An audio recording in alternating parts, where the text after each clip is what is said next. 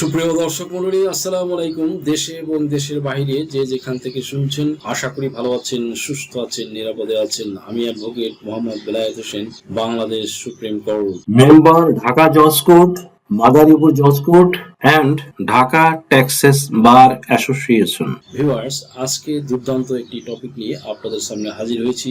আজকের টপিকটি হলো সকল দলিল অনলাইন হলো, যাদের দলিল অনলাইন হয়নি তাদের করণীয়। সুপ্রিয় দর্শক মণ্ডলী, একযোগে সারা বাংলাদেশের সমস্ত দলিলগুলো এবার অনলাইনকরণ করা শুরু হলো। ভিউয়ার্স, এই অনলাইন করার সিস্টেম এর ভিতরে দি রেজিস্ট্রেশন অ্যাক্ট 1908। সুপ্রিয় দর্শক মণ্ডলী, এক সময় ব্রিটিশ সরকার সমগ্র দেশ শাসন করত।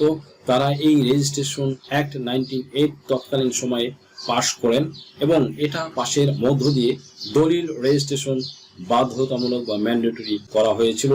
এর পূর্বে অবশ্য হাতে লেখা দলিলগুলো কিছু পরিমাণে পাওয়া যায়, তবে 1908 সাল থেকে দলিল রেজিস্ট্রেশন বাধ্যতামূলক করা হয়। শুধুমাত্র দলিল স্ট্যাম্পে লিখিতভাবে থাকলেই হবে না, সেটা সাব রেজিস্ট্রার কার্যালয় সেখানে নিয়ে যাওয়ার মাধ্যমে যতক্ষণ পর্যন্ত সাব রেজিস্ট্রার মহোদয় কর্তৃক সিল স্বাক্ষরিত না হবে ততক্ষণ পর্যন্ত সেটা দলিল বলে বিবেচিত হবে না। যদি স্ট্যাম্পে কেউ দলিল তৈরি করে থাকে এবং রেজিস্ট্রেশন না করে তাহলে সেটা রেজিস্টার দলিল হিসেবে বিবেচিত হবে না এবং অন রেজিস্টার দলিলের কোনো আইনগত ভিত্তি নেই। কেউ যদি মনে করে যে আমরা পারিবারিকভাবে বসে আমরা 10টি বা 12টি বা যতগুলো স্ট্যাম্প লাগে, যতগুলো স্ট্যাম্প আমরা জমি জমা ক্রেতা বিক্রেতা ডিটেলস সহ একেবারে বিস্তারিতভাবে উল্লেখ করে একটা দলিল তৈরি করে নিয়েছি আমরা, কিন্তু এটা আমরা রেজিস্ট্রেশন করিনি, তাহলে সেটাও কিন্তু দলিল বলে বিবেচিত নয়, এটাকেও আনরেজিস্টার্ড দলিল বলা হচ্ছে। ইভেন কিন্তু এসব দলিল একেবারে চিরতরে বাতিল করে দেওয়া হয়েছে। এখন থেকে কোনো ব্যক্তি চাইলেই এসব আনরেজিস্ট্রি দলিল ব্যবহার করার মাধ্যমে যেমন জমির মালিকানা দাবি করতে পারবে না। ডিজিটাল রেকর্ডে এই জমি কোনোভাবেই ডিজিটালি রেকর্ডভুক্ত করা হবে না। অবশেষে রেকর্ডে যার নাম রয়েছে তার নামেই পুনরায় রেকর্ড করা হবে। তাহলে কি বোঝা গেল বন্ধুরা, যে আনরেজিস্টার্ড দলিল ব্যবহার করে আপনি কোনো কার্যক্রম পরিচালনা করতে পারবেন না, ডিজিটাল রেকর্ডে নাম অন্তর্ভুক্ত করতে পারবেন না। 1908 সাল থেকে দলিল রেজিস্ট্রেশন বাধ্যতামূলক করা হয়। এরপর অবশ্য 1973 সালে এবং 2014 সালে দলিল রেজিস্ট্রেশনের বিভিন্ন কারণ নিয়ম সংযুক্ত হয়েছে এবং দলিল রেজিস্ট্রেশনের ক্ষেত্রে বিভিন্ন পদ্ধতি ও অবলম্বন করা হয়েছে, তবে কখনো অনলাইনে এইভাবে অনলাইনকরণ করা হয়নি। দ্যাট মিনস বাংলাদেশে যে দীর্ঘ এত বছর পার হয়ে গেল, এই এত বছরের ভিতরেও যেখানে 117 বছর অতিবাহিত হয়ে গিয়েছে, এই 117 বছরের ইতিহাসে এখন পর্যন্ত কিন্তু একটি দলিলও অনলাইন পদ্ধতিতে ব্যবহার করার মাধ্যমে তৈরি করা হয়নি। প্রত্যেকটা দলিল তৈরি হয়ে থাকে, ইভেন কি বাংলাদেশের বিভাগীয় শহর ঢাকাতেও প্রতিটা দলিল তৈরি হয়ে থাকে অ্যানালগ পদ্ধতিতে, যার কারণে দেখা যায় এই দলিল তৈরি হওয়ার পরে যেই ব্যক্তি দলিলটা অনুযায়ী জমির মালিকানা লাভ করে তাকে আবার নতুন করে রেজিস্ট্রেশন করার পরপরই আবার তাকে নামজারির জন্য আবেদন করতে হয়। সুপ্রিয় দর্শক মণ্ডলী, নামজারি করার পর আবার তাকে খাজনা দেওয়ার জন্য হোল্ডিং এর জন্য আবেদন করতে হয়। মানে পদে পদে বিভিন্ন ভূমি অফিসগুলোতে ভূমির মালিকদেরকে হয়রানি করার একটা ফাঁদ তৈরি করে রেখেছিল বিগত সরকারগুলো কখনো দলিল রেজিস্ট্রেশন কার্যক্রম অনলাইন প্রক্রিয়া চালু করার মাধ্যমে ভূমি মালিকদের হয়রানি মুক্ত সেবা দেওয়া যায় কিভাবে, এই বিষয়টি নিয়ে তারা কখনো কোনো ধরনের প্রক্রিয়া গ্রহণ করেনি। যদিও ক্যাশলেস ভূমির উন্নয়ন কর ব্যবস্থা চালু হয়েছে, অনলাইন নামজারি করার বা আপনার ই নামজারি সিস্টেম চালু হয়েছে, কিন্তু কোনো পদ্ধতিতে ভূমির মালিকদের হয়রানিমুক্ত সেবা নিশ্চিত করতে পারেনি। একটাই কারণ, সেটা হচ্ছে দলিল রেজিস্ট্রেশনটা যদি সম্পূর্ণ অনলাইন হয়ে যেত এবং একই সাথে যদি দলিল রেজিস্ট্রেশন এবং নামজারি যদি হয়ে যেত এট এ টাইম, তাহলে কিন্তু ভূমি মালিকগণ এই হয়রানিমুক্ত সেবাগুলো পেত। হয়তো 1% হয়রানি থাকতো। অন্তর্বর্তীকালীন সরকার ক্ষমতায় এসে এবার তারা পদক্ষেপ নিয়েছে যে 1908 সাল থেকে এখন পর্যন্ত, দ্যাট মিন 117 বছরের ইতিহাসে যতগুলো দলিল তৈরি হয়েছে প্রত্যেকটা দলিল এবার অনলাইন করা হবে এবং একটা নির্দিষ্ট ওয়েবসাইট প্রকাশ করার মাধ্যমে এই ওয়েবসাইটে সমস্ত দলিলের তথ্য সেখানে ইনক্লুড থাকবে। তবে এক্ষেত্রে ভূমি মালিকদের উদ্দেশ্যে বলা হয়েছে যে তাদেরকে 5টি গুরুত্বপূর্ণ কার্যক্রম গ্রহণ করতে হবে। যদি তারা এই 5টি গুরুত্বপূর্ণ কার্যক্রম গ্রহণ করতে পারে, তবেই কেবল এই অনলাইন প্রক্রিয়ার অন্তর্ভুক্ত হয়ে তারা তাদের দলিলটা সম্পূর্ণ অনলাইনকরণ করে নিতে পারবে। এখন এখানে একটি বিষয় উল্লেখ্য, এখানে অনেক বড় বড় কিছু ঘটনা ঘটেছিল।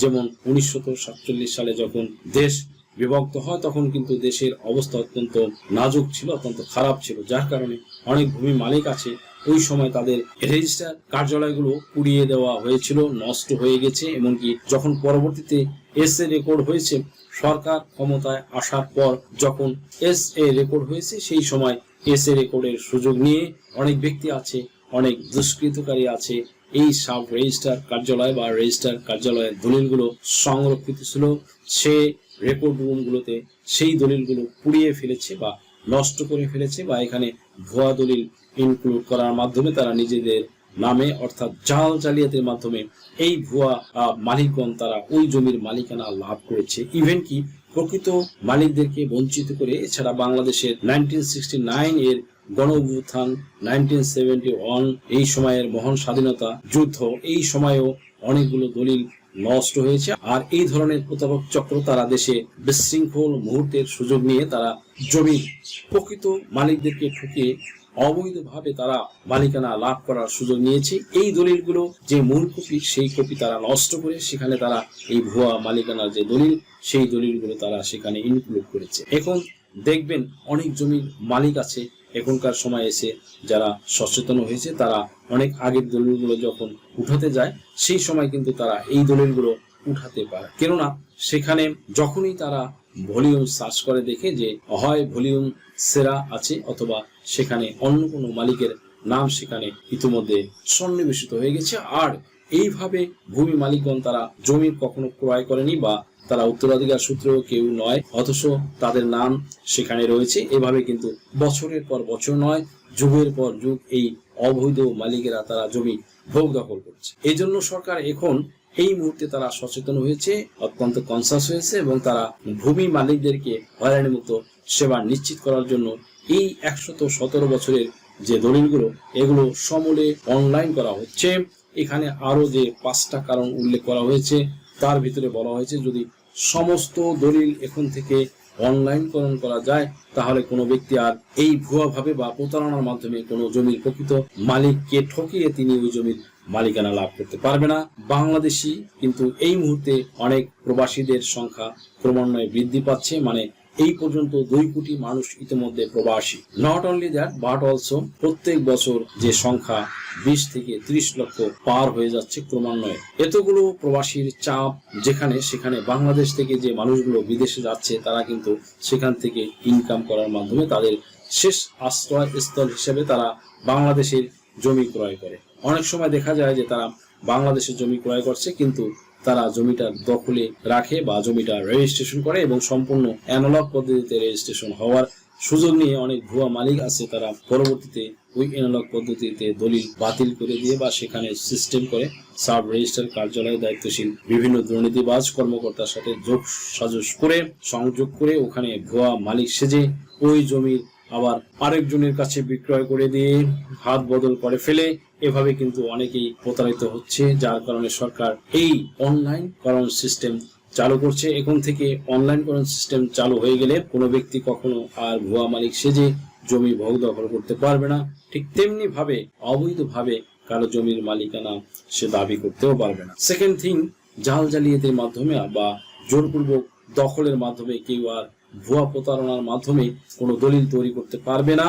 যদি অনলাইন কার্যক্রম চালু হয়ে যায় সেই ক্ষেত্রে কিন্তু কেউ জোরপূর্বক দখল করে কখনো এই অনলাইন সিস্টেম চালু হওয়ার কারণে অনলাইন প্রক্রিয়ার আওতাভুক্ত যে দলিলগুলো করেছে সেই জমির অবৈধ মালিক হিসেবে নিজেকে আর জমির মালিকানা হিসেবে তারা নিজেদের জাহির করতে পারবে না, দাবি করতে পারবে না। এন্ড দেন থার্ডলি যে ব্যাপারটা, অনেক সময় মালিকগণ রয়েছে তারা বিদেশে অবস্থান করে, তারা তাদের হাতে থাকা যে মোবাইল ফোন, এই মোবাইল ফোন ব্যবহার করে তারা তাদের দলিল সম্পর্কে বিস্তারিত তথ্য জানতে পারবে।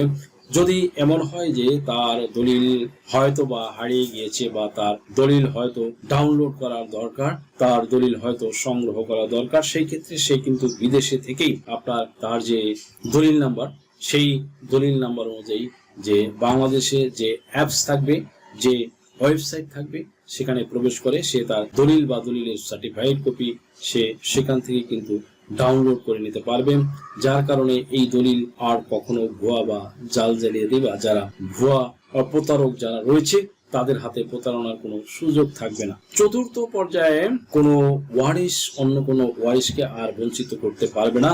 সাধারণত উত্তরাধিকার সম্পত্তির যে সমস্যাটা হয়ে থাকে, পিতা মালিক ছিল, পিতার যে কয়জন ওয়ারিশ আছে এটা অনেক সময় রেকর্ড কারিগণ সঠিকভাবে জানতে পারে না বা এসিল্যান্ডও জানতে পারে না।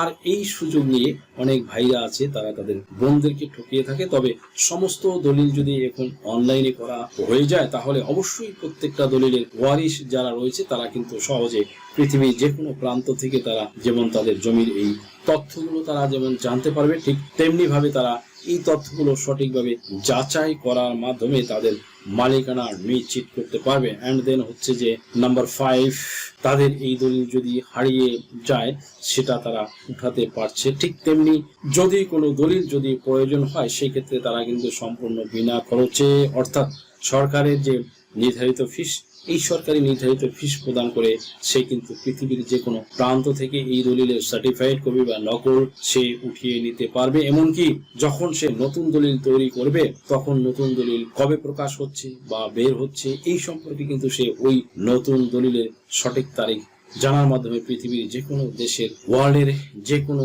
দেশ থেকেই সে এই দলিল কিন্তু সেখান থেকে সে কালেক্ট করতে পারবে। এই 5টি সুবিধা দেওয়ার জন্যই কিন্তু এখন অনলাইনকরণ প্রক্রিয়া চালু করা হয়েছে, যেন কোনো প্রতারক চক্র কোনো ভূমি মালিককে ঠকিয়ে জমির মালিকানা লাভ করতে না পারে, কোনো ব্যক্তিকে যেন জমি নিয়ে আর কখনো দুশ্চিন্তাগ্রস্ত হতে না হয়, এটা নিশ্চিত করার জন্য সরকারের পক্ষ থেকে পদক্ষেপ নেওয়া হয়েছে। প্রকাশ থাকে যে যাদের দলিল এখনো অনলাইনে হয়নি বা এখনো অনলাইনে আওতাভুক্ত আসেনি তাদেরকে কিছুদিন অপেক্ষা করতে হবে, কেননা এখন পর্যন্ত সরকারি অনলাইনের প্রক্রিয়া শুরু করেছে, কিন্তু বাংলাদেশের প্রত্যেকটা জেলাতেই এই অনলাইনে কার্যক্রম এখনো শেষ হয়নি, চলমান রয়েছে।